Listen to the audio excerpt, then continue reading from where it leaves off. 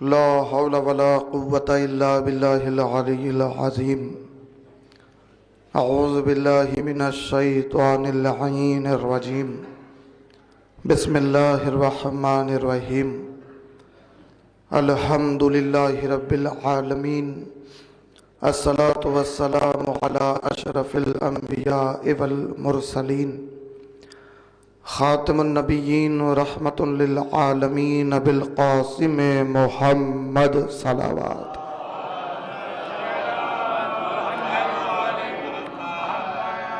الصلاة والسلام على اہل بیتہ الطیبین الطاہرین المعصومین المظلومین ولعنت اللہ علی اعدائہم اجمعین اما بعد فقد قال اللہ سبحانہ وتعالی فی محکم الکتابہ الکریم وقولہ الحق بسم اللہ الرحمن الرحیم ذالک الذی یبشر اللہ عبادہ الذین آمنوا وعملوا الصالحات صلوات بر محمد۔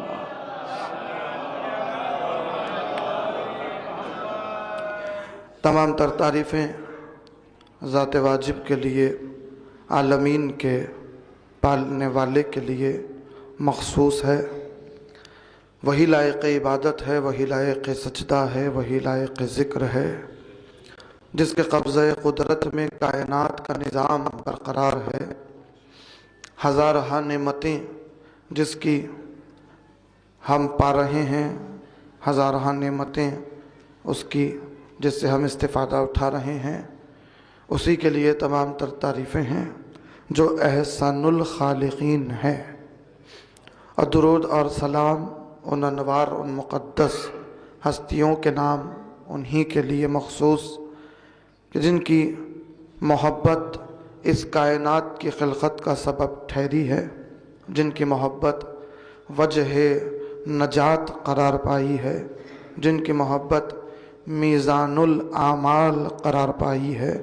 شکر ہے پروردگار کا اس کی تعریف کے ساتھ کہ ان کی محبت ہمارے دلوں میں جلوہ افروز ہے۔ ہماری سانسیں ان کی محبت میں گزر رہی ہیں کہ جن کی محبت کے علاوہ انسان کی کامیابی کے لیے کوئی سہارا نہیں ہے۔ صرف وہ ایک ہی سہارا ہے جو ایک انسان کو کامیاب سے کامیاب بنا سکتی ہے، نہ صرف اس دنیا میں بلکہ خاص طور پر اس مسافر خانے سے گزر جانے کے بعد جو ابدی زندگی ہے، اس ابدی زندگی میں اگر کچھ کام آ سکتا ہے تو صرف محمد و آل محمد کی محبت ہی کام آ سکتی ہے۔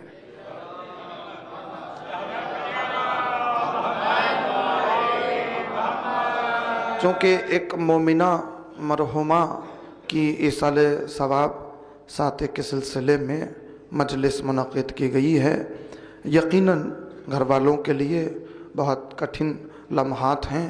ہم دعا کرتے ہیں کہ اللہ مرحومہ کے فرزند کو، مرحومہ کے گھر والوں کو صبر عطا فرمائے، مرحومہ کے درجات پیش شہزادی کونین بلند فرمائے۔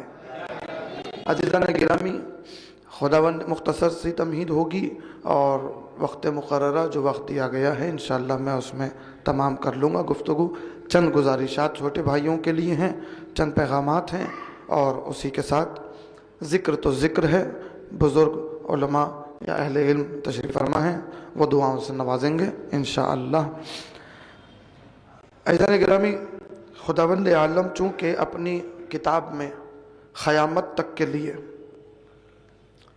حالات بیان کر چکا ہے، قیامت تک کا ذکر، ہر خشک و تر کا ذکر قرآن میں موجود ہے۔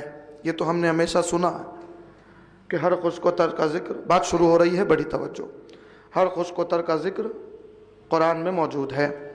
اور پھر پہلے دو چار جملے میں ہمیشہ کی طرح کوشش کرتا ہوں قرآن کی عظمت کے حوالے سے بیان کر دوں کہ یہ قرآن معجزہ ہے خداوند عالم کا، اور خداوند عالم کا دیا ہوا معجزہ ہے، اور جس ذات سے یہ معجزہ ظاہر ہوا، جس ذات سے یہ معجزہ رونما ہوا، وہ ہمارے آخری رسول حضرت محمد مصطفیٰ صلی اللہ علیہ وآلہ وسلم۔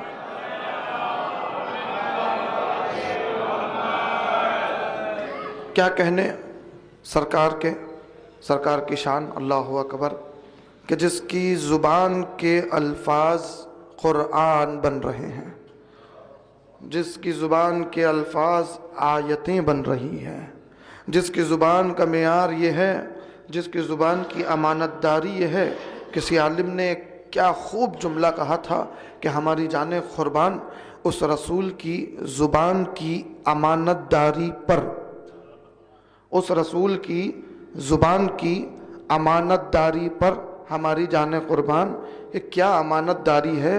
اسی کا حق ہے کہ اسے امین کہا جائے، اسی کا حق ہے کہ اسے امین سمجھا جائے۔ کیا امانت داری ہے کہ ایک ہی زبان سے الفاظ نکل رہے ہیں، دنیا کو کیا خاک پتہ چلتا کہ حدیث کیا ہے، آیت کیا ہے، کلام رسول کیا ہے، کلام الہی کیا ہے؟ کیونکہ جو لفظ، جو حرف اس زبان سے نکلتا ہے وہ اسی معیار کا نکلتا ہے۔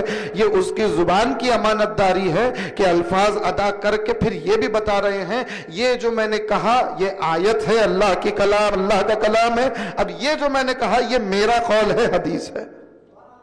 ورنہ دنیا کو کیا خاک پتہ چلتا کہ حدیث رسول اور آیت کا فرق کیا ہے؟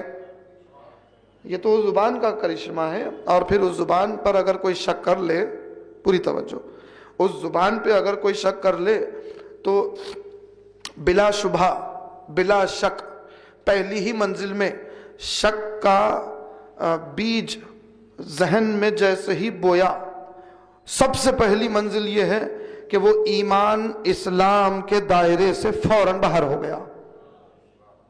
رسول اللہ کی زبان پر اگر کوئی شک کر لے تو وہ کافر کے علاوہ کچھ نہیں ہوگا جو شک کرے اس زبان پر۔ بہرحال کیا زبان ہے جس کی زبان سے وحی اللہ کی جاری ہو رہی ہے، اور اس وحی میں خداوند عالم پیغامات دے رہا ہے۔ قرآن ہے، قرآن کیا عظیم قرآن ہے۔ آپ غور کریں، میں تمہیداً 5 منٹ لوں گا آپ کے۔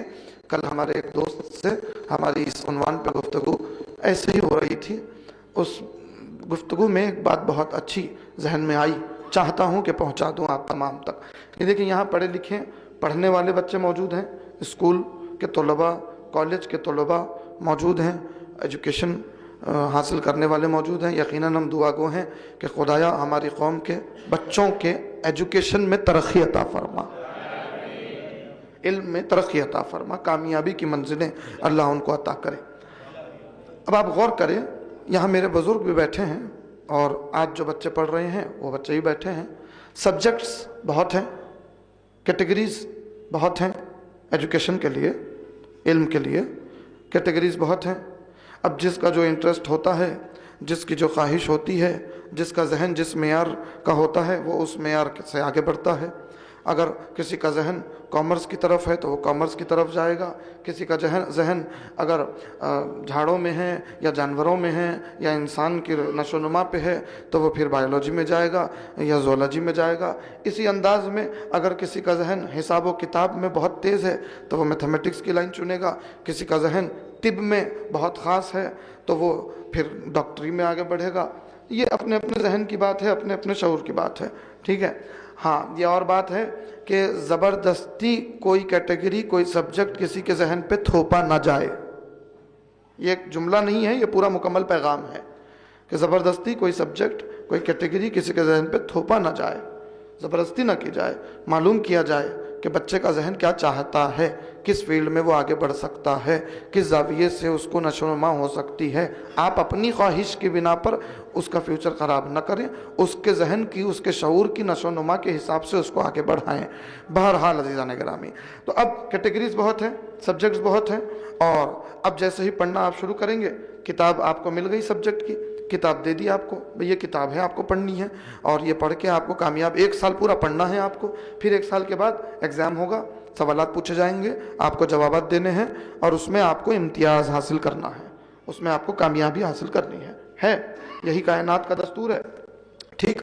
مگر اب آپ دیکھیں کہ کوئی ایک سبجیکٹ اٹھائیں، چھوٹے بچوں سے لے کر بڑے تک، ہم یہ دیکھ رہے ہیں کہ ہر 10 سال میں، 5 سال میں، 20 سال میں، 40 سال میں، 50 سال میں سبجیکٹ وہی رہ رہا ہے، سلیبس بدل رہا ہے، سلیبس چینج ہو رہا ہے، سبجیکٹ وہی ہے، سلیبس میں تبدیلی آ گئی۔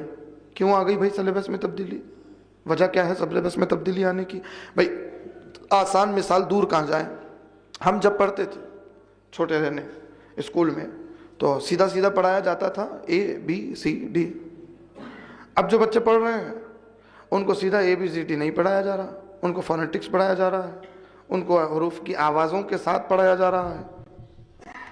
A کی آواز کیا، B کی آواز کیا، C کی آواز کیا، اس حساب سے پڑھایا جا رہا ہے۔ تبدیلی آئی نا، اب جیسے ہی سبجیکٹس بڑھ رہے ہیں تبدیلی آ رہی ہے، سبجیکٹ وہی ہے، سلیبس بدل رہا ہے، ایڈیشنز بدل رہے ہیں۔ 10 سال پہلے کا ایڈیشن آج کے سبجیکٹ والے کو اٹھا کے دیں گے آپ، مشکل ہو جائے گی، اس کو آج کا ایڈیشن چاہیے۔ کیوں؟ اس میں تبدیلیاں ہیں، کوئی بھی سبجیکٹ ہو اس میں تبدیلیاں ہیں۔ تو یہ بات دنیا کو ماننی پڑے گی نا کہ ہر دور کے اعتبار سے ایجوکیشن کا، علم کا سلیبس بدلا جاتا ہے۔ کیوں بدلا جاتا ہے؟ اسی لیے کہ ہر دور کے ساتھ ساتھ انسان کا شعور بھی بڑھتا ہے، انسان کا شعور بھی ترقی کرتا ہے۔ یہ سائنس تسلیم کر چکی ہے، انسان کا شعور بڑھتا رہتا ہے، انسان کا شعور ہر دور کے ساتھ ترقی کرتا ہے۔ ترقی، ورنہ آپ سوچیں آج سے اگر 100 سال پہلے کسی سے بولا جاتا کہ بھائی ہم چاند پہ جائیں گے، وہ چاند دکھ رہا ہے، ہم اس پہ جائیں گے، 100 سال پہلے، 50 سال پہلے اگر بولا جاتا، 100 سال پہلے تو کوئی حیرت کرتا، 1400 سال پہلے تو بہت دور کی بات ہو گئی، 100 سال پہلے بھی اگر کوئی بولتا چاند پہ جائیں گے تو اب عام انسان یہ بولتا کہ پاگل ہو گئے ہیں، ہماری حقیقت، ہماری حیثیت کہاں، چاند کہاں۔ مگر آج ترقی ہوئی نہیں ہوئی، شعور آگے بڑھا نہیں بڑھا، معرفت کی راہیں اتنی ہوئی کہ انسان یہاں سے چاند کا سفر کر رہا ہے، چاند پہ اپنی بنائی ہوئی چیز بھیج رہا ہے، پوری دنیا تسلیم کر رہی ہے نا۔ تو یہ ماننا پڑے گا نا کہ جو پچھلے دور میں بعید تھا وہ آج ممکن ہو گیا، یعنی چاند پہ جانا یا ہواؤں میں سفر کرنا، یہ سب کیا تھا؟ یہ علم غیب تھا۔ کیا تھا؟ علم غیب تھا، یعنی ایک علم تھا جو غیب تھا۔ علم غیب کیا ہے؟ وہ علم جو غیب ہو آپ سے، علم غیب تھا، ایک عجیب بات تھی۔ مگر آج شہود میں آ گیا، مشاہدے میں آ گیا، وہ اب وہ جو علم غیب تھا وہ علم غیب نہیں رہا، وہ ظاہر ہو گیا، وہ سامنے آ گیا۔ کیوں؟ کیونکہ شعور نے بیداری کے ساتھ اس علم کو درک کر لیا۔ جیسے ہی شعور بیدار ہو کے علم کو درک کر لیتا ہے تو اب وہ علم علم غیب نہیں رہتا، بلکہ شہود میں آ جاتا ہے، مشاہدے میں آ جاتا ہے، حقیقت میں آ جاتا ہے۔ اب یہ بات علم غیب نہیں رہی کہ کوئی انسان چاند پر بھی جا سکتا ہے، ہواؤں میں سفر کر سکتا ہے، یہ بات سامنے آ گئی ہے، بہت معمولی بات ہو گئی ہے انسان کے لیے۔ تو پتہ چلا کہ جیسے جیسے شعور بڑھتا جائے گا، علم غیب نہیں رہے گا بلکہ مشاہدے میں آتا چلا جائے گا۔ یہ شعور، یہ بیداری، ترقی ہر دور کے ساتھ ہوتی رہے گی۔ اب اللہ نے جسے مکمل عقل بنا کے خلق کیا ہے، جو عقل کل ہے، اب اگر وہ بیٹھے بیٹھے سورج کو پلٹا رہا ہو یا چاند کے 2 ٹکڑے 1400 سال پہلے کر رہا ہو، تو آج پہلے زمانے میں تعجب کرنے کی ضرورت تھی، آج کوئی تعجب کرنے کی ضرورت نہیں ہے، اسی لیے کہ آپ جسے علم غیب سمجھ رہے ہیں، وہ جس کے سینے میں قرآن کا علم ہے اس کے لیے علم غیب نہیں ہے۔ قرآن میں تو ہر خوش کو تر ہے نا، ہر خوش کو تر ہر ایک حاصل نہیں کر سکتا، ہر خوش کو تر ہر ایک کو حاصل نہیں ہو سکتا، وہی حاصل کر سکتا ہے جو خوش۔ اب جملہ کہوں، قرآن میں ہر خوش کو تر کا ذکر ضرور ہے، مگر ہر خوش کو تر کا ذکر ہر انسان، کیا کوئی انسان حاصل نہیں کر سکتا؟ ہر خوش کو تر کا علم اسی کے پاس ہوگا، جملہ عرض کر رہا ہوں، ہر خوش کو تر کا علم اسی کے پاس ہوگا جو ہر خوش کو تر سے پہلے ہو۔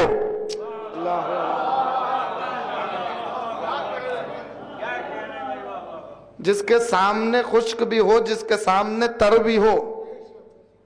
مٹی خشک، پانی تر، مٹی خشک، پانی تر، دونوں کو ملائیے، خشک و تر، آغاز کائنات۔ پہنچ رہی ہے بات؟ آغاز کائنات، آغاز آدمیت. پہنچ رہی ہے بات؟ آغاز آدمیت. مٹی پانی خشک تر ملایا، پتلا بنایا، پتلا بنا کے روح پھونکی، آدم بن گئے. اب آدم سے چلی آدمیت، یعنی آدمیت کی بنیاد ہے خشک و تر. آدمیت کی بنیاد ہے خشک و تر. اب ہر خشک و تر کا علم کسے ہوگا؟ جو خشک و تر سے پہلے ہو.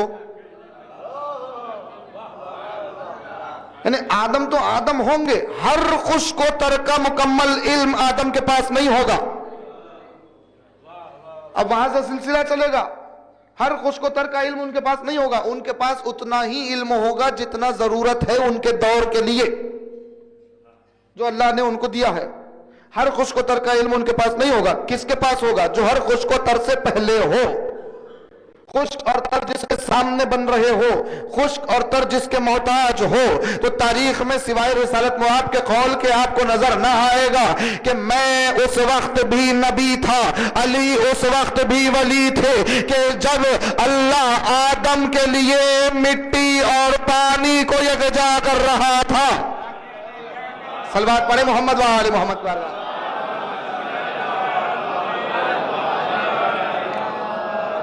تو ہر خشک و تر سے پہلے سوائے ان کے کوئی نہیں ملے گا. تو ان کے سینے میں ہر خشک و تر کا علم، قرآن کی آیتیں، احادیث گواہ ہیں. بہرحال عزیزان گرامی، انا مدینۃ العلم وعلی بابھا، سیدھی سیدھی حدیث آپ کے سامنے موجود ہے. مگر آپ غور کریں تو اب ان سے قرآن ہم تک پہنچا تو قرآن اتنی، آپ غور کریں اس بات پر کہ شعور بدل رہا ہے، سلیبس بدل رہے ہیں، ایجوکیشن سسٹم بدل رہا ہے، ڈکشنریز بدل رہے ہیں، لغت کے معنی ہر 100 سال میں ایک زبان کے بدل رہے ہیں، ہر 100 سال میں ایک زبان ترقی کرتی ہے. پچھلے دور کی 100 سال پہلے کی زبان دیکھیں اردو، آج دیکھیں اردو الگ. پچھلے 100 سال پہلے کی انگلش دیکھیں، آج کی انگلش دیکھیں الگ. کیوں؟ کیونکہ شعور ترقی کر رہا ہے. تو اب کیا کہنے ہماری قسمت کے، کیا کہنے ہماری تقدیر کے، کیا کہنے ہمارے نصیب کے، کیا کہنے ہمارے مقدر کے. ہمارے گھروں کے اندر، ہمارے گھروں میں تابدانوں پر ایک ایسی کتاب رکھی ہوئی ہے جو 1400 سال سے ویسی ہی ہے. وہ ایسا سلیبس ہے اللہ کا دیا ہوا، رسول سے حاصل ہوا ایک ایسا سلیبس ہے کہ ترقی 1000 ہوتی رہے وہ کتاب ویسی ہی رہے گی. ہر دور کا علم بھی دے گی، ہر دور کو معرفت اس دور کے اعتبار سے عطا کرے گی. صلوات پڑھے محمد وآل محمد.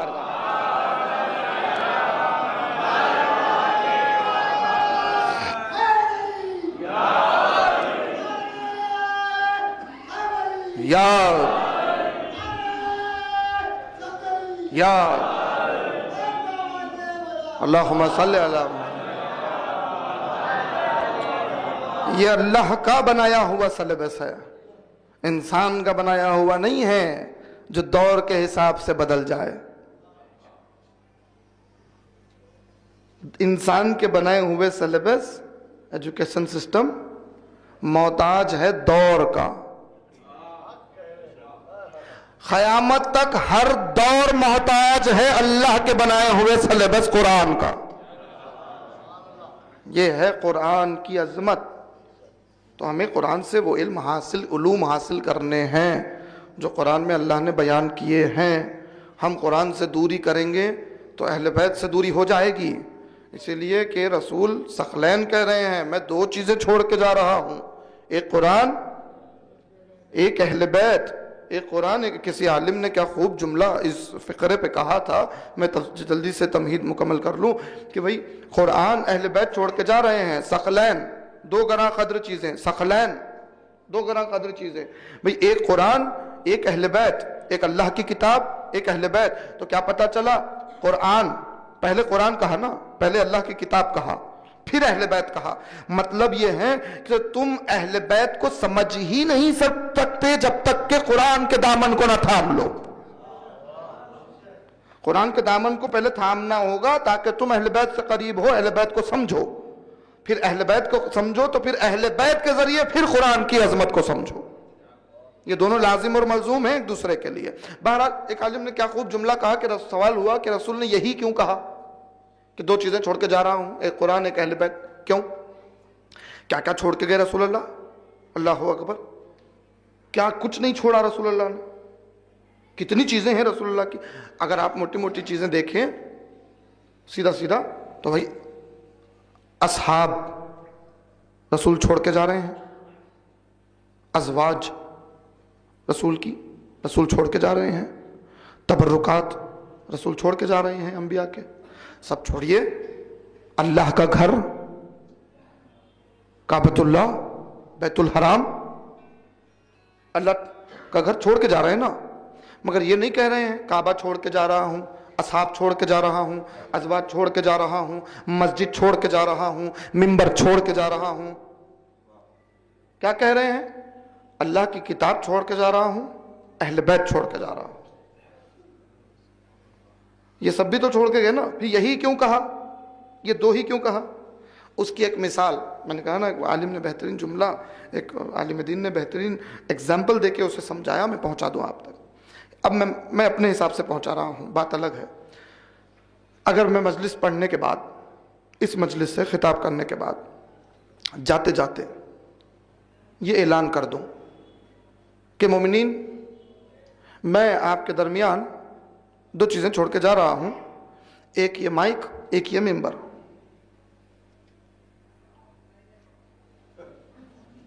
ایک مائک ایک ممبر، یہ دو چیزیں چھوڑ کے جا رہا ہوں. تو اب ٹھیک ہے، کچھ لوگ احترام میں خاموش ہو جائیں گے، مگر اگر صاحبان شعور جو ہوتے ہیں وہ سب کے بیچ میں نہیں، تھوڑا اکیلے لے جا کے صحیح ادب سے جو طریقہ ہے سوال کریں گے، قبلہ یہ کیا بول گئے آپ؟ کیا بولا؟ مائک چھوڑ کے جا رہا ہوں، ممبر چھوڑ کے جا رہا ہوں. ارے کیا بات ہے، یہ کوئی بات ہوئی؟ کیوں؟ کہا آپ یہاں آئے تو آنے کے بعد آپ کو مائک ملا. نہیں پہنچ رہی یہ بات؟ آنے کے بعد آپ کو ممبر ملا. یہاں پر چھوڑ کے وہ چیز جائی جاتی ہے جو ساتھ لائی جاتی ہے.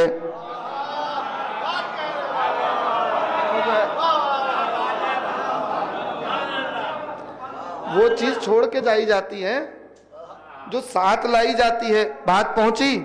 سمجھ میں آئی؟ بھئی قبلہ کچھ چھوڑ کے جانا ہے تو آپ کی ٹوپی، آپ کے سر کا تاج، آپ کی شیروانی چھوڑ کے جائیے، کیونکہ یہ ساتھ لے کے آئے تھے آپ. ممبر تو یہاں آنے کے بعد ملا، مائک تو یہاں آنے کے بعد ملا. تو پتا چلا کہ اللہ کے رسول کی زبان کا معجزہ کیا ہے، اللہ کا رسول کیا کہہ رہا ہے. میں دو چیزیں چھوڑ کے جا رہا ہوں، ایک اللہ کی کتاب، ایک میرے اہل بیت. تو اب یہ سوال ابس ہو گیا کہ کوئی سوال کرے اصحاب چھوڑ کے گئے، ازواج چھوڑ کے گئے، مسجدیں چھوڑ کے گئے، کعبہ چھوڑ کے گئے. یہ نہیں کہا.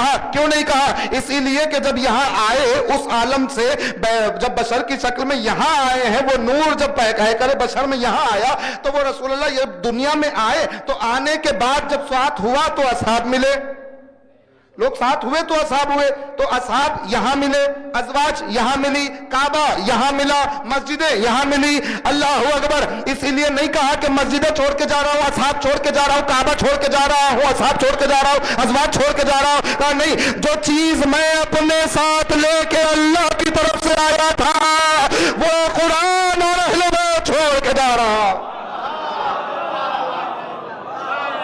صلوات پڑھ دے محمد وآل محمد کی بارگاہ.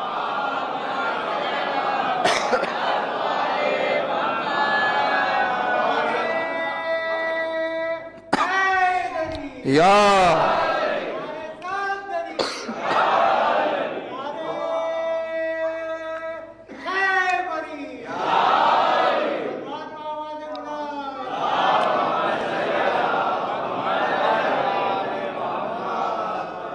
جو نور میں لے کے ساتھ آیا ہوں اللہ کی طرف سے، وہ نور چھوڑ کے جا رہا ہوں.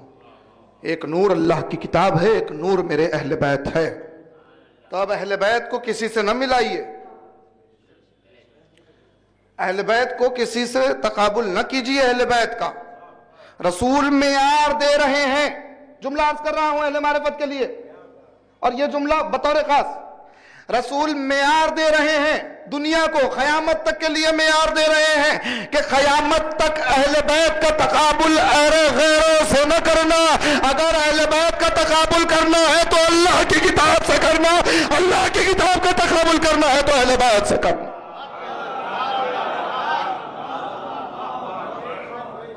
یہاں تقابل کا مطلب وہ غلط نہ لیجئے، تقابل کا مطلب برابری کا ہے، یہاں برابری کا۔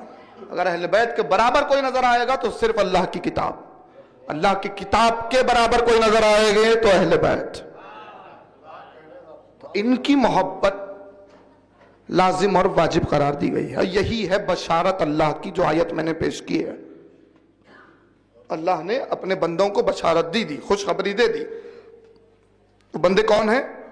جو ایمان لے کے آئے، عمل صالح انجام دے، وہ بندے ہیں اس کے جس کے پاس یہ دونوں چیزیں ہو، ایک ایمان ہو، ایک عمل صالح کی دولت ہو، نیک اعمال کی دولت ہو۔ یہ دونوں جس کے پاس ہے وہ اس کا بندہ ہے، اور جو اس کا بندہ ہے اس کو وہ خوشخبری دے رہا ہے۔ کس بات کی خوشخبری دے رہا ہے؟ قُلْ لَا أَسْأَلُكُمْ عَلَيْهِ أَجْرًا إِلَّا الْمَوَدَّةَ فِي الْقُرْبَى۔ اہل بیت رسول کی مودت کی خوشخبری اللہ مومنین کو دے رہا ہے۔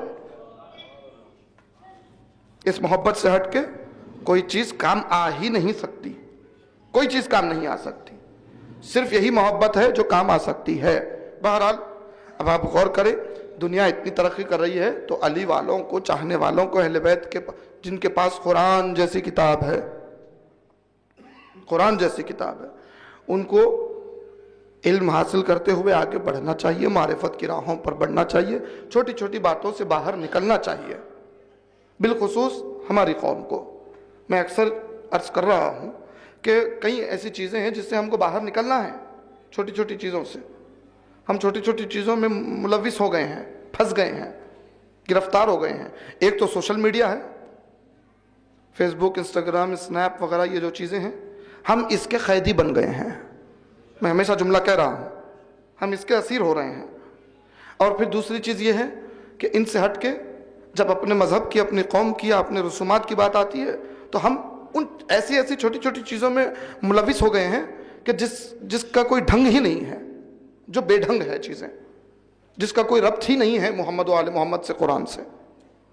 ہمیں وہ چیز اپنانی ہوگی جس کا ربط تو اہل بیت سے ہو، جس کا ربط قرآن سے ہو۔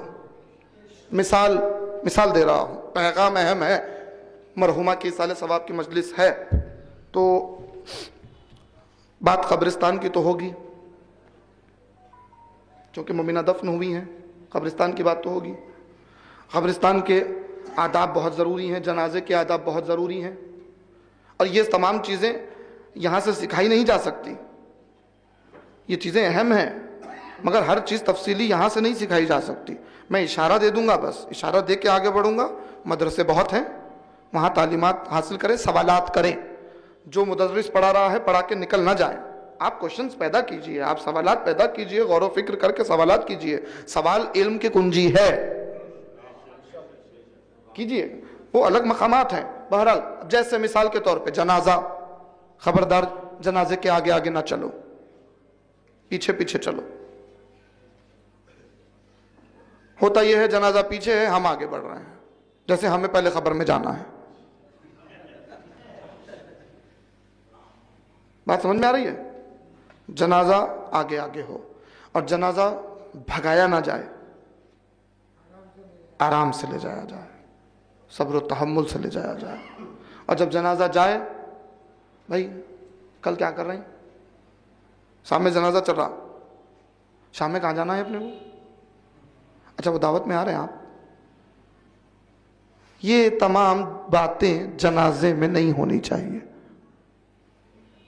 جنازے میں صرف توحید کا اقرار، رسالت کا اقرار، ولایت کا اقرار، یعنی کلمہ، سوائے ذکر الہی کے کچھ اور نہیں ہونا چاہیے۔ امام رضا کی حدیث کیا ہے؟ جب کوئی دعوت میں بلائے تاخیر کرو، تھوڑی سی تاخیر کرو جانے میں۔ جب جنازے کی خبر آئے تاجیل کرو، جلدی جاؤ۔ پوچھا گیا مولا کیوں؟ سبب کیا ہے؟ کہا سبب یہ ہے کہ وہ دعوت تمہیں دنیا یاد دلائے گی، وہ جنازہ تمہیں آخرت یاد دلائے گا. سمجھ رہے ہیں بات؟ بہت، اور جنازے میں شریک ہونا بہت بڑی عبادت ہے. میں اس سے بڑا جملہ کیا کہوں.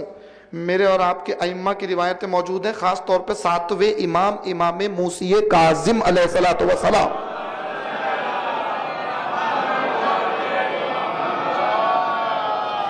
امام فرماتے ہیں کہ کوئی مومن کہیں بھی دنیا سے گزر جائے اس کے جنازے میں ہم شریک ہوتے ہیں. اس سے اور بڑھ کے کیا چاہیے بھائی. وقت کا امام ایک مومن ایک مومنہ کے جنازے میں شریک ہوتا ہے. امام زمانہ شریک جنازہ ہیں. بہرحال تو کتنا بڑا احترام جنازے کا ہونا چاہیے. اور پھر ایک بات یہ ہے کہ جب جنازہ پہنچ جائے، نماز جنازہ ہو، تدفین کا موقع بڑا اہم ہوتا ہے بھائی. جب ایک مومن ایک مومنہ کو دفنایا جاتا ہے نا تو بہت اہم موقع ہوتا ہے وہ. یعنی وہ تیاری ہوتی ہے علی سے ملاقات کی. جملہ پلٹ کے کہوں، اہل علم اہل مسرت حاصل ہیں، خوش ہوں گے جملے پر کہ وہ انتظام ہو رہا ہے وجہ اللہ کے دیدار کا. صلوات پڑھے محمد و آل محمد کی بارگاہ.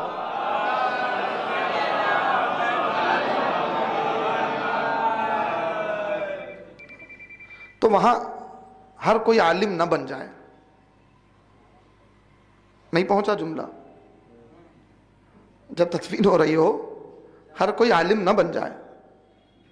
ہم دیکھتے یہ ہیں کہ 50 قبر کے اطراف ٹھہرے، 50 کے 50 عالم بن گئے.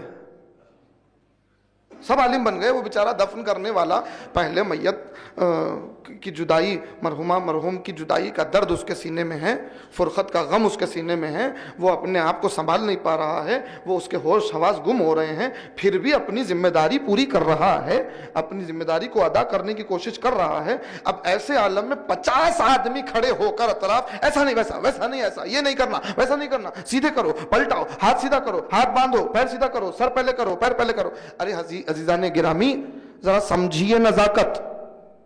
آپ 50 آدمی ہوں گے، آپ کو معلوم ہوگا کہ یہ کرنا ہے، مگر پہلے آپ لوگ جتنے آدمی ہیں سب میں سے ایک کو منتخب کیجئے. کوئی عالم قریب ہے اس کو پکڑ کے لائیے. عالم قریب ہے، تلقین پڑھنے کے لیے آیا ہے، نماز جنازہ پڑھنے کے لیے آیا ہے، اس کو پکڑ کے لائیے. حضور آپ آگے بڑھ کے بتائیے، آپ بتائیے. میں نے کیا امتیاز بھائی، میں نے کیا والد صاحب کے انتقال پر آج سے 10 سال 11 سال پہلے جب تدفین ہو رہی تھی. مولانا ظفر یاب صاحب قبلہ موجود تھے. جب تدفین ہو رہی تھی سارے لوگ شروع ہو گئے، ایسا نہیں ویسا، ویسا نہیں ایسا. احساس مجھے معلوم ہے، اس چیز سے ہم گزر چکے ہیں. سب کو خاموش بٹھا کر میں نے قبلہ کو آواز دی کہ آپ حضرات خاموش ہو جائیں. قبلہ آپ آگے آئیے، آپ کو پتہ ہے روایتیں، آپ جانتی ہیں آیتیں، آپ تاریخ سے واقف ہیں، آپ آئیے، آپ بتائیے احکام کیا ہے، کیسے تدفین کرنی ہے. یہ طریقہ اس کو اپنائیے، اس چیز کو اپنائیے. ورنہ ہر قبر پر دیکھا جا رہا ہے جتنے ٹھہرے ہیں سب اپنا مشورہ دے رہے ہیں، سب اپنا پیغام دے رہے ہیں. بیچارہ دفن کرنے والا پہلے ہی پریشان ہے، اس کو اور پریشان کر رہے ہیں. تو اس چیز کو دور کیجئے. وہاں فرشتے آنے والے ہیں، وہاں ائمہ آنے والے ہیں اس کی قبر میں. اس کی پہلی شب ہے، پہلی شب بہت اہم ہوتی ہے. تدفین کوئی عام مرحلہ نہیں ہے کہ ہر کوئی منہ اٹھائے بول دے کچھ بھی. آپ کو معلوم ہوگی روایت، بے شک آپ کے پاس علم ہوگا، مگر اگر آپ کے پاس علم ہے تو آپ کے پاس اختیار ہے. سب کو آپ خاموش بٹھائیں، آپ اکیلے بولیں. سمجھ رہے ہیں بات؟ ایک کو بولنے دیں. اور پھر ایک اور بات، چلیے یہاں تدفین جنازہ ہو رہا ہے. اب یہ ایک عجیب بات سامنے آ رہی ہے خواتین کی جانب سے، کچھ مرد حضرات کی بھی جانب سے، اکثر خواتین کی جانب سے، کہ بھئی آپ یہ تدفین کرنے آئے ہیں، اب یہ تدفین کریے. چلے تدفین ہو گئی یا کر رہے ہیں یا ہونے والی ہے، اس وقت تک آپ صرف ان کی تدفین کر کے نکل جائیں، کسی قبر پہ فاتحہ نہ پڑھیں، کسی اور قبر پہ فاتحہ نہ پڑھیں، کسی اور قبر پہ الحمد کا سورہ نہ پڑھیں، کسی کو نہ بخشیں، چاہے وہ اپنا کوئی ہو، باپ ہو میرا، کوئی ہو، جس کی قبر کے لیے آئے ہیں وہی. ٹھیک ہے، مگر آپ یہ بتائیں کہ کوئی آیت ہے کیا، کوئی حدیث ہے؟ ورنہ معصوم تو یہ کہہ رہے ہیں کہ تم، علامہ مجلسی علیہ رحمہ کی روایت بہار الانوار میں موجود ہے معصوم سے، وہ تو یہ فرما رہے ہیں کہ قبرستان جاؤ. بھئی قبرستان سب قبروں کے لیے تو نہیں جاتا انسان، قبرستان میں جتنی قبریں ہیں سب کے لیے تو نہیں جاتا، کسی اپنے کے لیے جاتا ہے. معصوم فرما رہے ہیں جاؤ سورہ یاسین کی تلاوت کرو. تم سورہ یاسین کی تلاوت کرو گے، اللہ اس قبرستان میں جتنے دفن ہیں سب کو ثواب دے گا، اور جتنی قبریں ہیں ان سب کے برابر تم کو ثواب عطا فرمائے گا. صلوات پڑھیں محمد و آل محمد کی بارگاہ.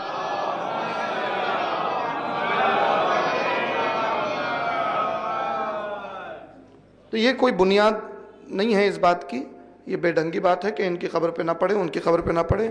اب یہ اچھا ایک بات یاد آ گئی، زیارت ہے فلاں کی، کسی اور کے انتقال کا دن ساتھ آ گیا، نہیں وہ عود ان پہ نہیں ڈالنا، ان پہ ڈالنا. یہ عود کا قصہ بڑا عجیب ہے.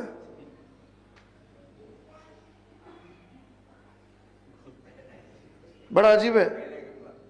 نہیں وہ یہی مرحوم کی عود ڈالنا، دوسرے مرحومین کے واسطے عود نہیں ڈالنا، نہیں ان کی فاتحہ نہیں پڑھنا. کہاں سے لائے شریعت؟ کون سی شریعت ہے؟ کس نے بتایا آپ کو؟ یہ کسی عالم نے بتایا؟ کسی حدیث میں ہے؟ کسی آیت میں ہے؟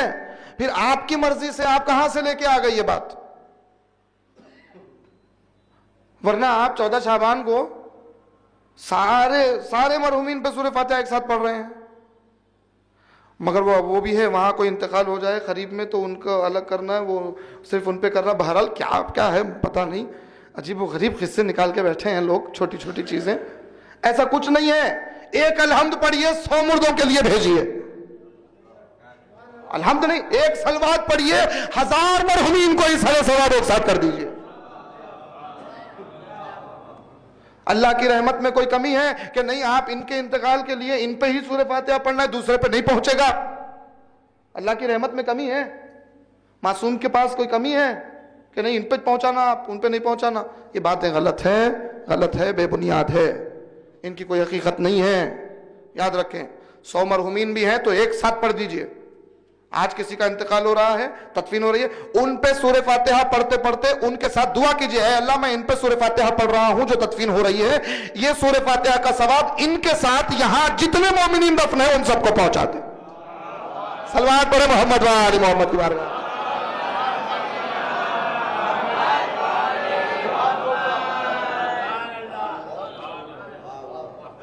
سمجھ رہے ہیں بات؟ سمجھ رہے ہیں؟ یہ ہے. بہرحال میں اکثر ان موضوعات پہ کچھ بول رہا ہوں اصالہ ثواب کے معاملات میں، جیسے مجلس، یہ تو میں اکثر بولتا ہوں. ایک جملے میں دہرا دوں کہ وہ جمعرات کو نہیں کرنا، ساتہ پیر کو نہیں کرنا، جمعرات چہارشنبے کو نہیں کرنا، یہ سب جہالت ہے. پیر کو نہیں کرنا، اتوار کو نہیں کرنا، سب جہالت ہے، جہالت ہے، جہالت. ایسا کوئی کہہ رہا ہے تو وہ آئینے میں دیکھ لے کہ وہ سب سے بڑا جاہل ہے. جاہل ہے. کوئی برا نہ مانے میری بات کا، یہ میری بات نہیں ہے. میری اوقات کیا ہے؟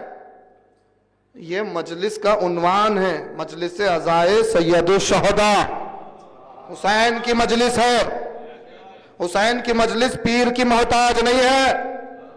حسین کی مجلس جمعرات کی محتاج نہیں ہے. حسین کی مجلس اتوار کی محتاج نہیں ہے. حسین کی مجلس مغرب کی محتاج نہیں ہے، عصر کی محتاج نہیں ہے، فجر کی محتاج نہیں ہے. حسین کی مجلس سال بھر 24 گھنٹے میں کبھی بھی کی جائے، کبھی بھی کیجئے، ثواب پہنچائیے. چاہے زیارت ہو، چاہے چہلم ہو، چاہے برسی ہو، چاہے ساتہ ہو، چاہے اسحال ثواب ہو. کسی بھی دن کیجئے، کسی بھی دن کیجئے. ساتہ ہے کیجئے، پیر کو کیجئے، چہارشنبے کو کیجئے، جب دل بول رہا ہے کیجئے، جب آپ آمادہ ہو گئے کیجئے. اس کو معین نہ کیجئے، نہیں وہ اسی دن کرنا. قبلہ سن رہے ہیں بات آپ؟ دیکھیے ایسے معاملات ہیں. بہرحال کیا کیا جائے؟ اللہ ان جہالتوں سے ہماری قوم کو نکالے. اور سب سے بڑی بات میں بہت ڈر کے بول رہا ہوں. ایک جملہ میں بہت ڈر کے بول نہیں پا رہا تھا، اب بول دیتا ہوں احتیاط کے ساتھ. اللہ یہ تمام امور، یہ تمام فیصلے خواتین سے ہٹا کے مردوں کے ہاتھ میں دے دے. صلوات پڑھ دے محمد و آل محمد کی بارگاہ.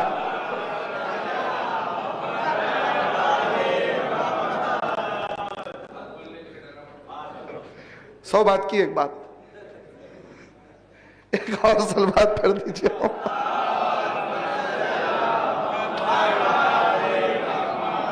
یہ معاملے وہیں سے ہیں، یہ سارے جتنے معاملے ہیں حضور آپ تصدیق کریں اس بات کی، یہ سارے معاملے وہیں سے آ رہے ہیں، پتہ نہیں کہاں کہاں سے لاتے ہیں. اللہ اکبر. بہرحال لائیو بھی جا رہی ہے مجلس، آواز گونج رہی ہے، میں بڑے احتیاط سے بات کر رہا ہوں. اللہ توفیق دے، اللہ علم اور معرفت میں اضافہ فرمائے. پیغام ہے میری ماؤں بہنوں کے لیے، خاص توجہ کا معروضہ کر رہا ہوں. میری مائیں بہنیں علم اور معرفت حاصل کریں، ان جہالتوں سے باہر نکلیں. یقین عقیدہ آپ کا رکھنا ہے، سب سے بڑا عقیدہ دین پہ نہ رکھیں، حسین پر رکھیں. آپ کا عقیدہ دن پہ نہ رکھیں، حسین پر رکھیں. وہ حسین کا ذکر ہوگا جو دن کی نحوست ہوگی بھی تو دور کر دے گا. بہرحال عزیزان گرامی، میں سمجھ چکا گفتگو. اور جو ان کی محبت لے کے دنیا سے جاتا ہے وہ بہت بڑا مرتبہ پاتا ہے، وہ مغفورہ کہلاتا ہے، وہ شہیدہ کہلاتا ہے، وہ تائبہ کہلاتا ہے. اور جو اس راہ میں قتل ہوتا ہے، اللہ اکبر کیا عظمت ہے اس کی. اور پھر اس کی عظمت کون جانے. عزیزان گرامی، اس گھرانے کے تمام افراد، اہل بیت کے گھرانے کے افراد کو آپ دیکھیں تو کیا عظمتیں ہیں اس گھرانے کے افراد کی جو دنیا کو پیغامات دے رہی ہیں. ان میں سے ایک ہستی ہے، 2 ہستیوں کا ذکر میں کروں گا، ایک بالکل مختصر، ایک تھوڑا سا بڑا، کہ مصائب زحمت تمام آپ کی مرحومہ کے لیے سال ثواب. ایک ہستی جسے دنیا حضرت حمزہ کے نام سے جانتی ہے. کون ہے بھائی حمزہ؟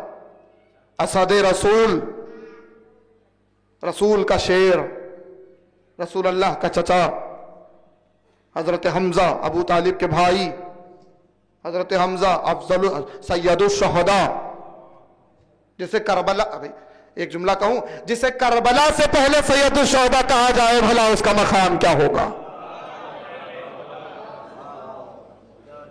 وہ ہے حضرت حمزہ. اور مربوط جناب زہرا، اللہ اکبر، جناب زہرا وہ بی بی ہیں جس نے صرف ولایت کی حفاظت نہیں کی، جس نے صرف نبوت کی حفاظت نہیں کی، بلکہ ایسے افراد، ایسے عظیم ہستیوں کے رتبے کا تحفظ بھی کیا جناب زہرا نے. اور فرما رہے ہیں آپ، کربلا کی خاک، خاک شفا. عام تسبیح پہ تسبیح پڑھنا اور ہے، خاک شفا پہ تسبیح پڑھنا اور ہے. عام تسبیح پہ اللہ اکبر کہنے کا ثواب اور ہے، خاک شفا سے بنی ہوئی تسبیح پر اللہ اکبر کہنے کا ثواب اور ہے. سمجھ رہے ہیں بات؟ تسبیح کا ثواب دگنا ہو جاتا ہے خاک شفا کی صورت میں. یہ ہے خاک شفا. مگر عزیزان گرامی، کربلا کی خاک، خاک شفا، تسبیح بن رہی ہے جس پہ اللہ کا ذکر ہوگا، جس پہ اللہ اکبر، الحمدللہ، سبحان اللہ، یہ ذکر الہی ہے. ذکر الہی ہوگا، تسبیح پہ ہوگا، کربلا کی خاک پر ذکر الہی، اللہ اکبر. یہ تو بعد میں ہے، مگر اس گھرانے کے شہید کا رتبہ جناب زہرا بتا رہی ہے. جو پہلی تسبیح جناب زہرا نے بنائی ہے وہ حمزہ کے قبر کی مٹی سے بنا کر، آپ سوچئے حمزہ کی قبر کی مٹی سے تسبیح بنا کے سیدہ اس تسبیح پہ کہہ رہی ہے اللہ اکبر. نہیں پہنچی بات؟ آپ کا اللہ اکبر بولنا اور ہے، زہرا کا اللہ اکبر بولنا اور ہے. آپ کا الحمدللہ کہنا اور ہے، جناب زہرا کا الحمدللہ کہنا اور ہے. آپ کا سبحان اللہ کہنا اور ہے، جناب زہرا کا سبحان اللہ کہنا اور ہے. وہ بی بی تسبیح پڑھ رہی ہے حمزہ کی قبر کی مٹی کی تسبیح بنا کر، دنیا کو بتا رہی ہے کہ شہید کا مقام کیا ہے. دنیا کو بتا رہی ہے کہ رسول پر جانثار کرنے والے کا، اس کی جانثار کا مقام کیا ہوتا ہے، رسول اللہ پر جانثار ہونے والے کا مقام کیا ہوتا ہے. یہ حضرت حمزہ ہے عزیزان گرامی، جس کی تسبیح، جس کی قبر کی مٹی کی تسبیح بنا کے جناب زہرا پڑھ رہی ہیں. اللہ اکبر. وہی حمزہ ہیں، دنیا سے گزر گئے، شہید ہوئے.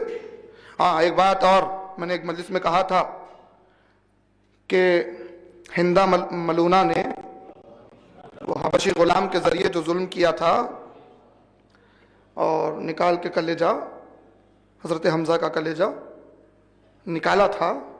کیا کیا تھا نکال کے؟ بولیے بولیے، سب جانتے ہیں نا؟ چبایا تھا. چبایا تھا. ظلم ضرور ہے, حضرت حمزہ پہ ظلم ہوا ہے بے شک, بے حرمتی ہے, شہید کی بے حرمتی کی گئی ہے, مگر ہندا ملونہ نے کلیجہ نکال کے چبانے کی کوشش کی ہے. کیا کی ہے؟ چبا نہیں پائی ہے.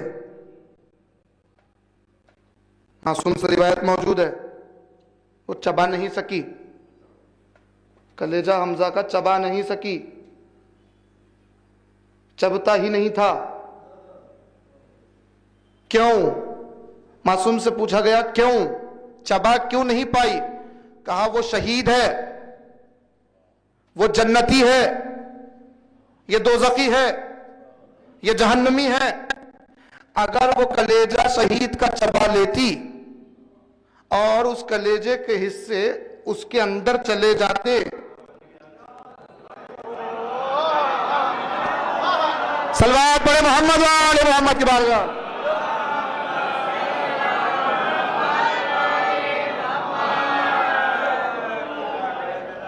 اگر وہ کلیجے کے حصے اس کے اندر چلے جاتے, اس کو جہنم کی آگ میں جلنا ہے. شہید کے کلیجے کے حصے جہنم کی آگ میں جا نہیں سکتے تھے.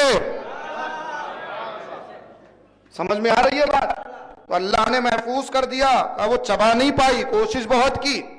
بھائی اب آپ سمجھے, محترم بلال کاظمی صاحب نے ایک شعر کہا, وہ صرف شعر نہیں ہے, اس بات کی تشریح بھی ہے.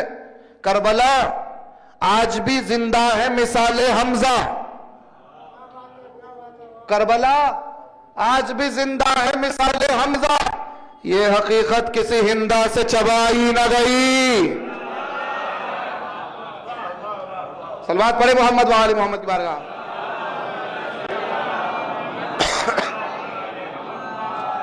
خواب میں آیا, مجھ سے خواہش کی گئی ہے کہ ان باتوں کے ساتھ ایک ہستی کا ذکر کروں, مگر میرا دل چاہتا ہے کہ میں اس ہستی کے ذکر سے وہاں پہنچوں اور پھر زحمت تمام. تو یہ حمزہ ہیں, خواب میں آئے رسول اللہ کے. میرا اور آپ کا خواب خواب ہوتا ہے, معصوم کا خواب حقیقت ہوتا ہے. آئے شان و شوکت کے ساتھ بیٹھے ہوئے ہیں, سامنے انار کا تشت رکھا ہوا ہے, انار کے دانے ہیں, حضرت حمزہ تناول فرما رہے ہیں. تو خوش ہو کے رسول اللہ پوچھنے لگے, اے چچا جان, اے میرے یاور, اے میرے مددگار, اے میرے ناصر, اے میرے شہید, اے میرے چچا, کیا نعمات الہی سے مستفید ہو رہے ہیں آپ؟ وہ مسکرا رہے ہیں, اور مسکراتے ہوئے جیسے ہی ہاتھ بڑھایا تو اب وہ انار کا جو تشت تھا, وہ انار کے جو دانے جس تشت میں تھے وہ خرمے میں بدل گئے. اب وہ خرما کھا رہے ہیں, یعنی ان کا دل چاہا خرما کھائے تو انار کے دانے خرمے میں تبدیل ہو گئے. تو یہ نعمات ہیں اللہ کی. تو رسالت بواب نے پوچھا کہ اے چچا, کون سی بات مؤثر ہے جو یہ مقام عطا کرتی ہے؟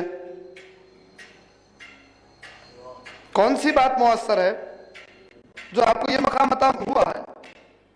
یہ سوال پوچھنا, شہید ہیں کافی ہے, میدان میں توحید کے لیے جان قربان کی ہے, رسالت کے لیے جان قربان کی ہے, اسلام کے آغاز کے جنگ میں شہید ہوئے ہیں, ابتدائی جنگ میں شہید ہوئے ہیں, رتبہ سید الشہداء, تسبیح جناب زہرا ان کی خاک کی بنا چکی.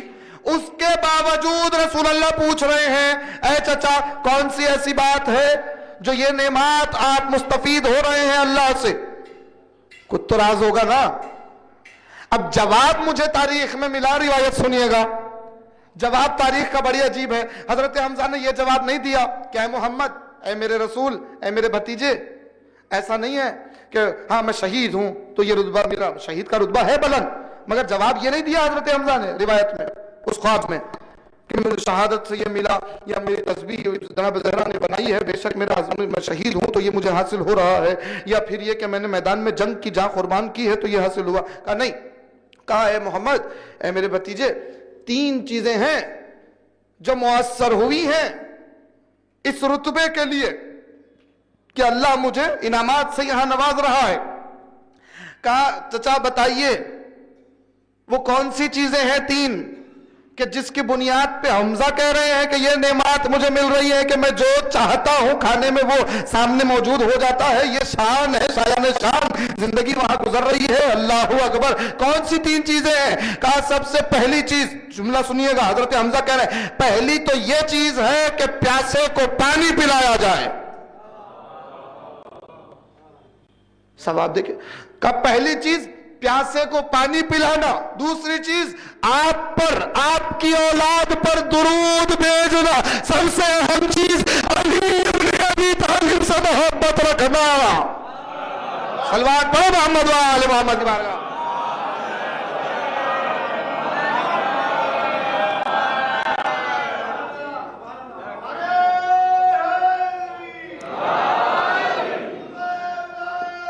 علی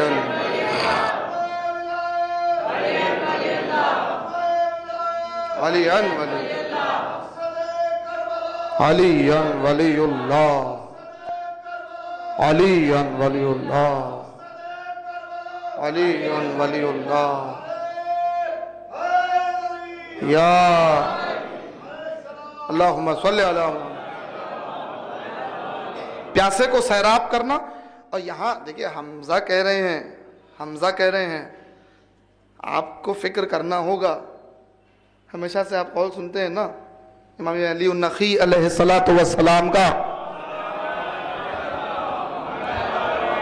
عظیم عبادت کیا ہے؟ ذکرنا فکرنا، ذکرنا وہ فکرنا، ہمارا ذکر اس پر فکر۔ حمزہ نے کہا پہلی بات پیاسے کو سیراب کرنا، پیاسے کو پانی پلانا، سب سے پہلا عمل جو خدا کو اتنا پسند ہے کہ وہ گزرنے کے بعد انعامات سے نوازتا ہے۔ ٹھیک ہے، ایک اور حدیث ہے کہ محشر میں سب سے پہلے انعامات، پہلا حساب محشر میں انعامات، نعمتیں اس کو دی جائیں گی جو پیاسے کو پانی پلاتا رہا ہو۔ مگر حمزہ کا یہ بولنا پیاسے کو پانی پلانا، تو آپ صرف یہ نہ سمجھیں، یہاں فکر کریں، پیاسے کو پانی پلانے کا ظاہر پانی ہے، پیاس ہے، مگر صرف پانی اور پیاس نہیں ہے، باطن میں بھی جائیں۔ حمزہ کا جملہ ہے، معصوم فرما رہے ہیں پیاسے کو پانی پلانا اللہ کو بہت پسند، یعنی ایک انسان پیاسا ہے اسے پانی پلانا اللہ کو بہت پسند، یہ ظاہر ہے۔ باطن کیا ہے؟ باطن یہ ہے کہ قیامت تک، جب تک دنیا ہے اس وقت تک انسان، حضرت انسان اگر کسی چیز کا پیاسا ہے تو علم کا پیاسا ہے، جو علم سے سیراب کر کے پیاس بجھائے اللہ کو وہ بندہ سب سے زیادہ پسند ہے۔ علم سے سیراب، معرفت سے سیراب کرے۔ دوسری چیز محمد و آل محمد پہ درود پڑھنا۔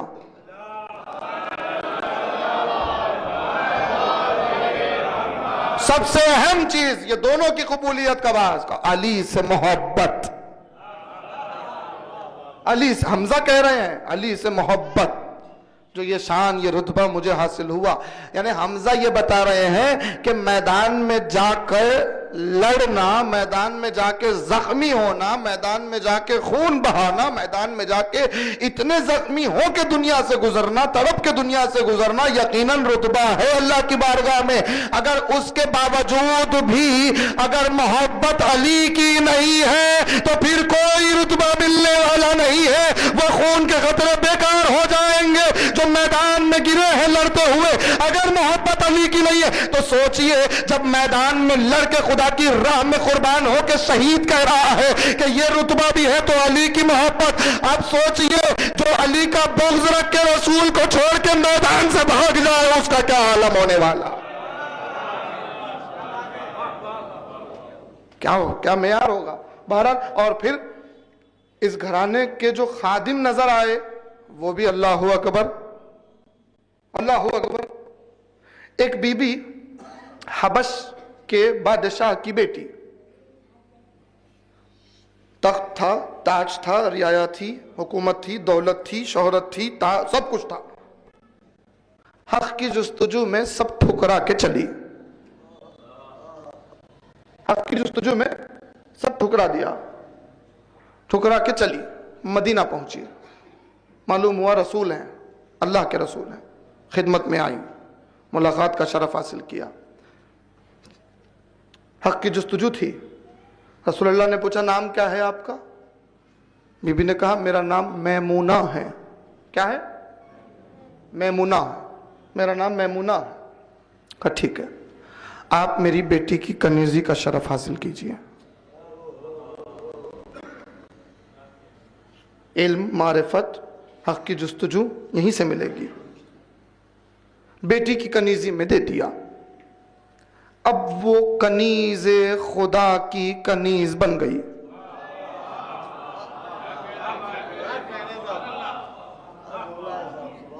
کنیز خدا کی کنیز بن گئی. اب جب کنیزی زہرا میں آئیں تو اب صبح و شام اللہ اکبر. عزیزان گرامی، کیا کہنے ان حضرات کے، ان ہستیوں کے. ہم پوری زندگی بے چین ہو رہتے ہیں ایک لمحے کے لیے. پوری زندگی مومن کا دل وہ ایک لمحے کے لیے کہ یقیناً موت آنی ہے، مگر موت سے پہلے علی کو دیکھنا ہے، علی کی زیارت کرنی ہے، علی کے چہرے کو دیکھنا ہے. آپ پوری زندگی خواہش کر رہے ہیں جس چہرے کو دیکھنے کے لیے. اس بی بی کا کیا کہنا جو گھر میں صبح و شام علی کے چہرے کی زیارت کر رہی.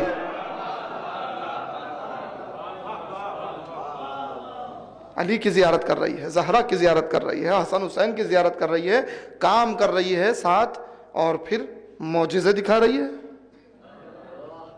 معجزے دکھا رہی ہے. سورہ انسان حل عطا کی آیت بی بی سے منسوب جناب زہرا سے، اس گھرانے سے. حل عطا کے واقعے میں جو پنجتن ہے، اس پنجتن میں رسول اللہ نہیں ہے. قبلہ توجہ ہے، بات پہنچ رہی ہے آپ تک؟ وہ پنجتن میں رسول اللہ نہیں ہے. رسول کو تو دعوت دے کے بلایا گیا تھا.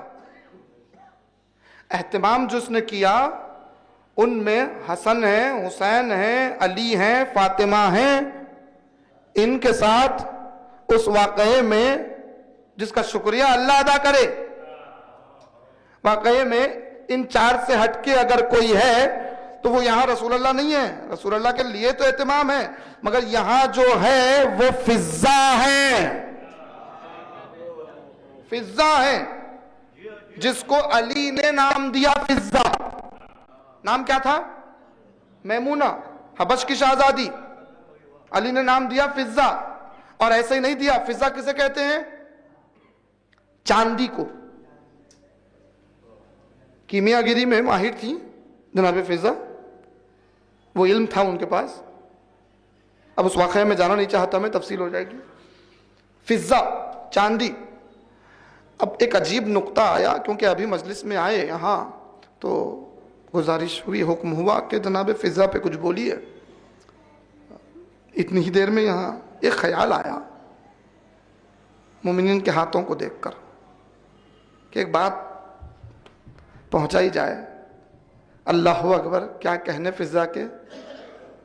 گھر میں رہنے والی کنیز ہیں، گھر میں رہنے والی. فخر بھی کیا نا ابو ذر پہ کہ تم غلام ہو باہر، میں کنیز ہوں اندر. فخر بھی کیا نا. فضا ہیں. اللہ اکبر. یعنی انوار الہی کے، جملہ عرض کرنے لگا ہوں، انوار الہی کے سائے میں سانس لینے والی کا نام فضا ہے. صلوات پڑھے محمد و آل محمد کی بارگاہ.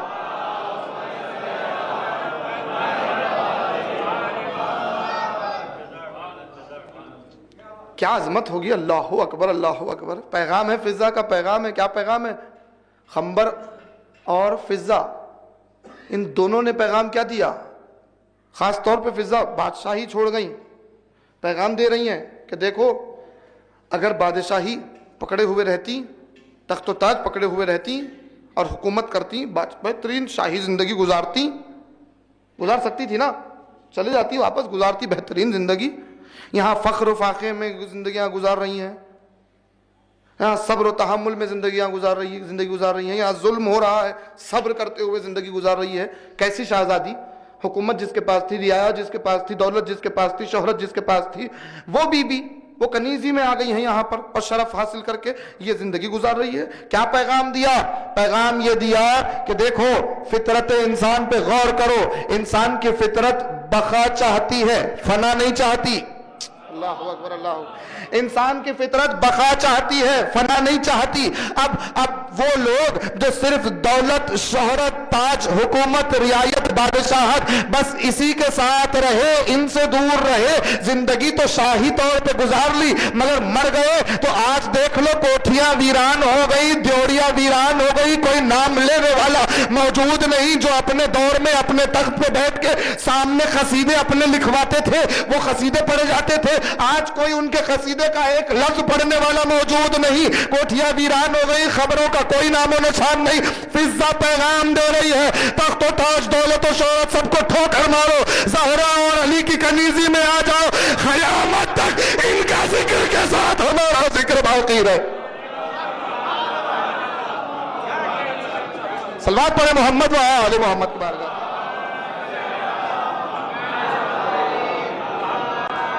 یعنی بقا چاہتے ہو تو وجہ اللہ کے در سے منسوب ہو جاؤ۔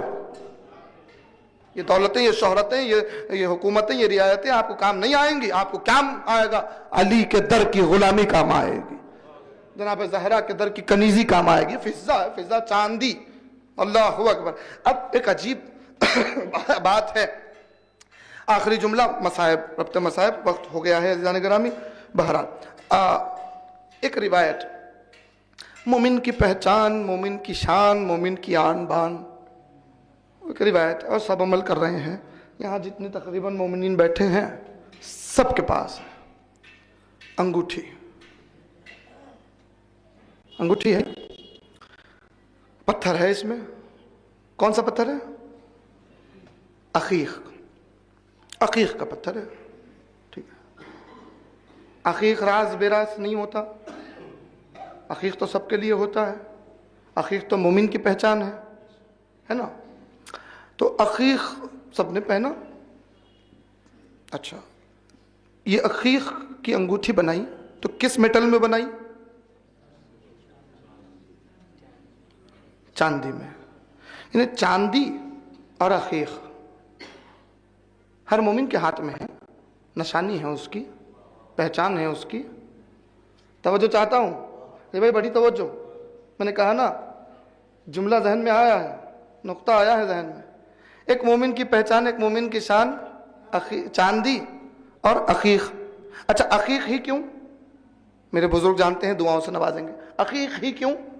اسی لیے کہ جب اللہ نے جیسے نبیوں پر، جیسے اولیاء پر، جیسے پانی پر، جیسے دریا، سب ہر چیز پر سب سے پہلے علی کی ولایت کو پیش کیا، علی کی ولایت کو پیش کیا، علی کی ولایت کو پیش کیا۔ اب جس نے قبول کرنے میں مقدم حاصل کیا، جس نے مقام حاصل کیا، جس نے پہل حاصل کی، اسے اللہ نے عجیب رتبہ، عظیم رتبہ عطا کر دیا ہے نا۔ ویسے ہی جب پتھروں پر اللہ نے علی کی ولایت کو پیش کیا تو سب سے پہلے عقیق کے پتھر نے بڑھ کے علی کی ولایت کو قبول کیا۔ اللہ نے اس عقیق کو یہ رتبہ دے دیا کہ اب وہ قیامت تک مومن کے ہاتھ کی زینت بن کے رہے گا، کیونکہ اس نے علی کی ولایت کو قبول کیا ہے۔ اس کے اثرات بھی ولایت کے صدقے میں مومن کی زندگی پر ہوتے رہیں گے۔ یہ عقیق کی شان ہے کیونکہ علی کی ولایت کو قبول کر رہا ہے۔ عزیزان گرامی، اب علی کی ولایت کو قبول کرنے والا پتھر بن رہا ہے تو چاندی کے ساتھ بن کے مومن کی شان ہے، یعنی فضا ولایت۔ اللہ اکبر، اللہ اکبر۔ یعنی فضا ولایت، یہ زندگی میں ہر مومن کو پیغام دیا جا رہا ہے، زندگی گزارو فضا کی طرح، کیسے ولایت علی پر کامیابی حاصل کر لو۔ صلوات پڑھو محمد و آل محمد کی بات۔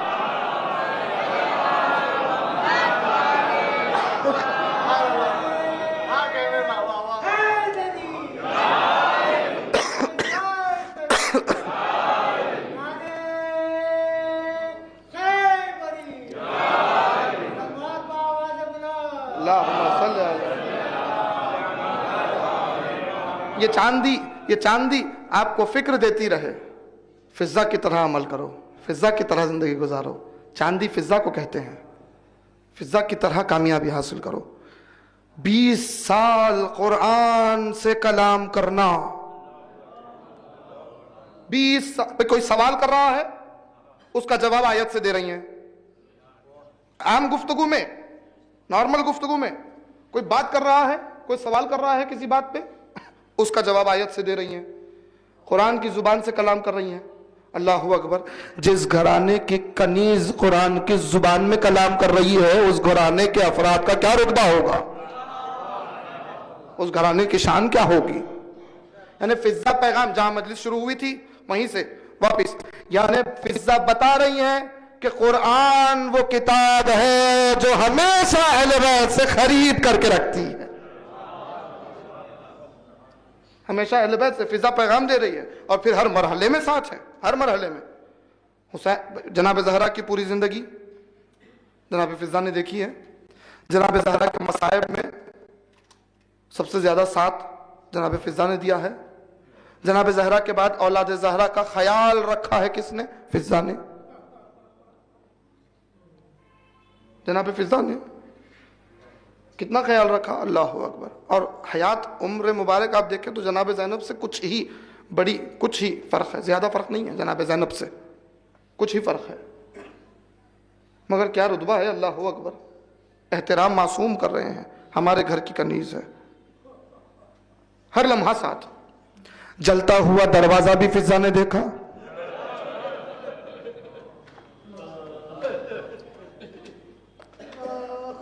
ایک معصوم بچے کو قتل ہوتے ہوئے بھی فضہ نے دیکھا.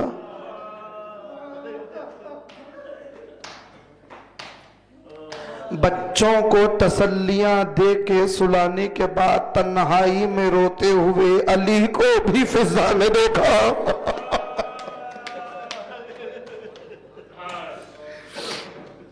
اللہ اکبر. علی کے سر پر زہر آلود تلوار کا زخم بھی فضہ نے دیکھا. 3 دن بستر پر علی کو تڑپتے ہوئے بھی فضہ نے دیکھا. اولاد زہرا اولاد علی کی یتیمی بھی فضہ نے دیکھی.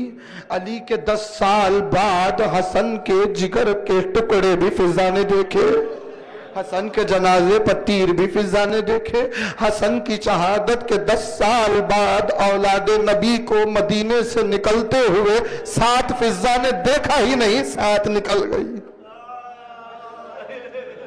کربلا آئی تو کربلا میں اولاد زہرا کی غربت فضہ نے دیکھی، پیاس فضہ نے دیکھی. اور سب سے بڑی بات، ہر لمحہ ثانیہ زہرا کو تڑپتا ہوا، ہر لمحہ ثانیہ زہرا کی غربت کا مشاہدہ فضہ نے کیا.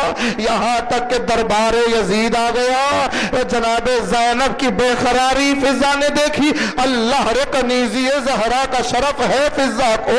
جیسے ہی یزید نے کہا کہ یہ کون خاتون ہے جو اس علی کو بچا رہی ہے، سید سجاد کو بچا رہی ہے، کہا گیا کہ یہ علی کی بیٹی زینب ہے. ملعون نے کہا اچھا یہ علی کی بیٹی زہرا کی بیٹی ہے، میں اس سے بات کرنا چاہتا ہوں، میں اس سے کلام کرنا چاہتا ہوں. اللہ رے کنیز فضہ کنیز فاطمہ کو برداشت نہ ہوا.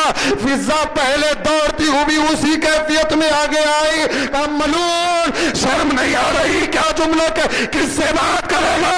زہرا کی بیٹی ہے جس کا جنازہ شب کی تاریکی میں نکلا، اس کی بیٹیوں کو دن کے اجالے میں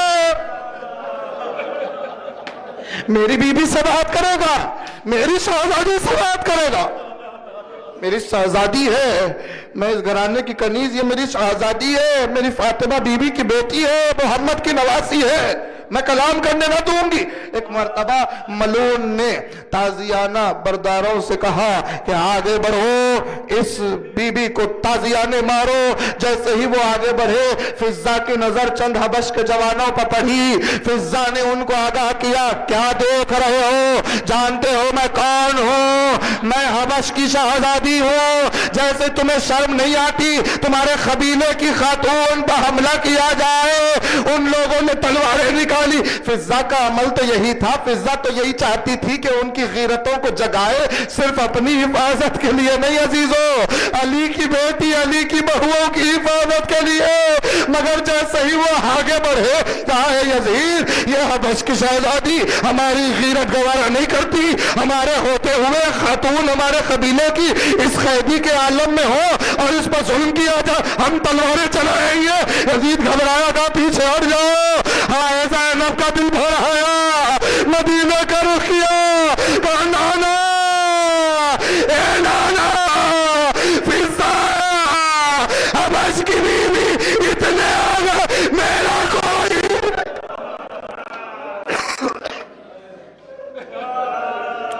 ہر لمحہ ساتھ نبھاتی رہی، ہر لمحہ ساتھ نبھاتی رہی۔ اللہ اکبر۔ دعا یہی ہے اللہ ہماری ماں بہنوں کو، ہماری ازواج کو، ہمارے گھر کی خواتین کو کنیزی فضا کا شرف حاصل کر دے، فضا کا کردار ان کے سیرتوں میں داخل ہو جائے۔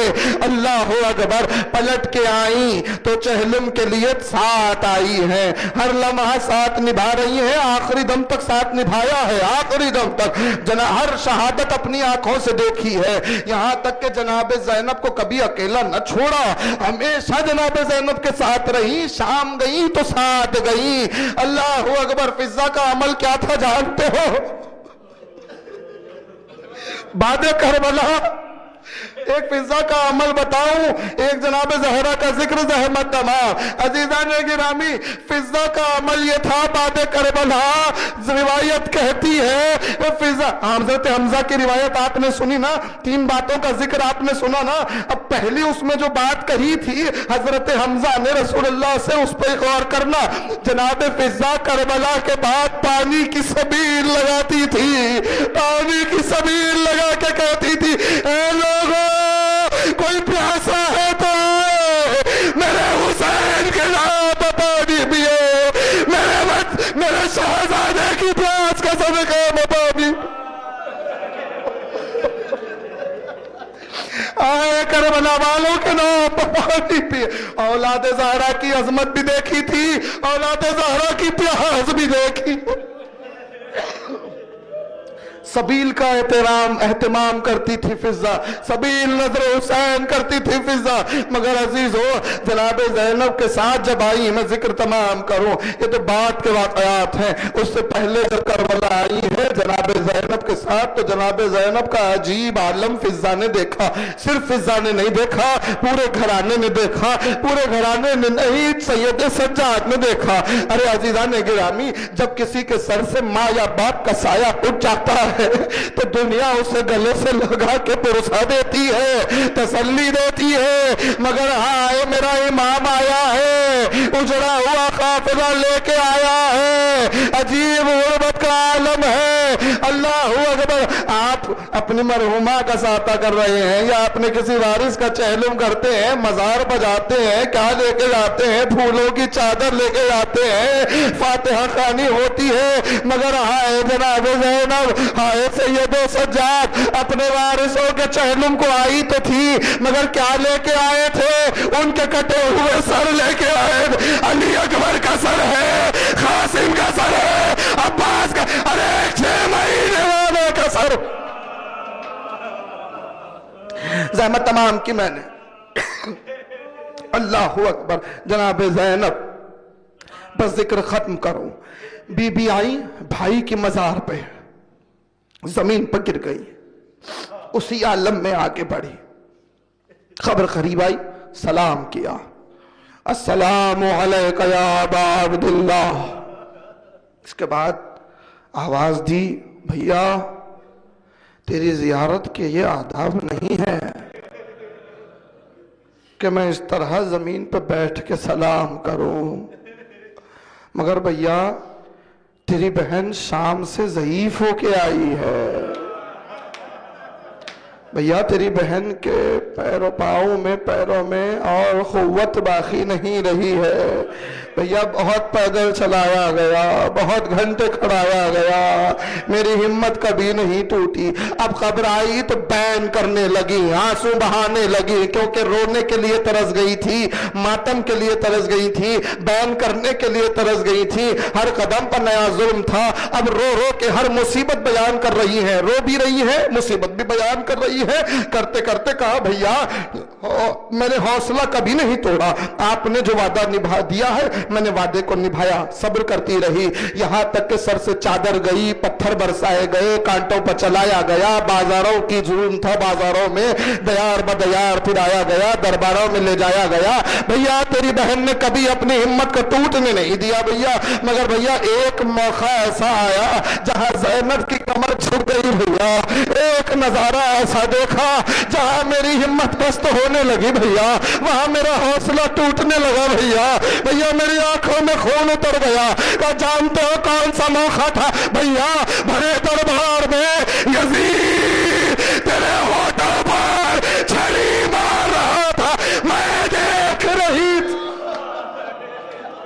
ختم کی میں نے مجلس، اب بی بی بیان کرنے لگی، یوں ہی رو بھی رہی ہے، بیان بھی کر رہی ہے، رو بھی رہی ہے، بیان۔ اب دیکھیں میں بیان کر سکتا ہوں، میں مصائب پڑھ سکتا ہوں، میں رو نہیں سکتا، اگر میں رونے لگ جاؤں تو پڑھ نہیں سکتا۔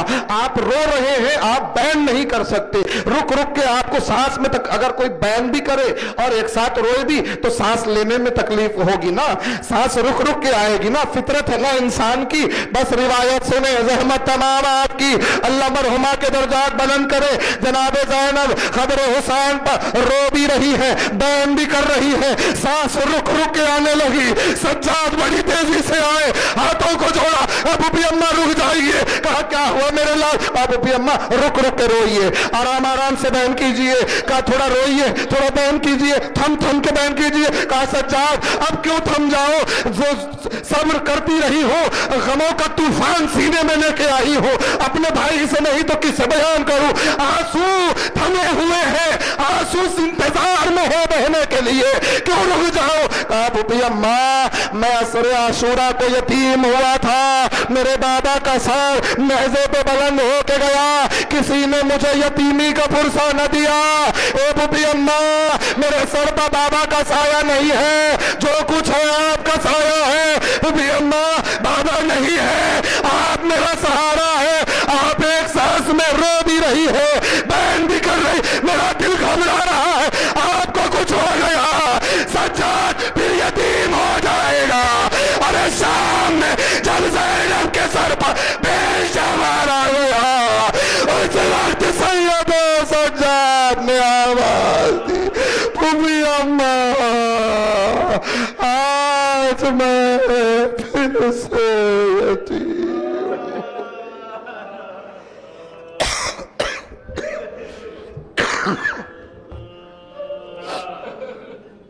الا لعنت اللہ علی القوم الظالمین سیعلم الذین ظلموا ایام انقلبی انقلبوا۔ بار الہ اس عبادت کو قبول فرما، کوئی غم نہ دے سوائے غم محمد و آل محمد کے۔ کائنات میں جہاں جہاں مومنین بستے ہیں، سب کی جان، مال، عزت، آبرو، ایمان کا تحفظ فرما۔ محمد و آل محمد علیہ السلام کے دشمنوں کو نیست و نابود فرما۔ مقامات مقدسہ جنت البقیع، جنت المعلی، سیریا، شام، روضہ جناب زینب، روضہ جناب سکینہ صلوات اللہ علیہا کی حفاظت فرما۔ ہم سب کو ان مقامات کی زیارت سے مشرف فرما۔ بر الہ واسطہ محمد و آل محمد کا، اگر کوئی مومن کسی بھی زاویے سے پریشان ہے، اس ذکر کے صدقے میں اس مومن کی پریشانی کو دور فرما۔ بر الہ واسطہ محمد و آل محمد کا، کوئی مومن یا کوئی مومنہ اس وقت علیل ہے، گھر میں زیر علاج ہے، دواخانے میں ایڈمٹ ہے، خدایا اس ذکر کے صدقے میں شفا کاملہ و عاجلہ عطا فرما۔ بار الہ جو مقروض ہے ان کے قرض کی ادائیگی کے اسباب فراہم کر دے۔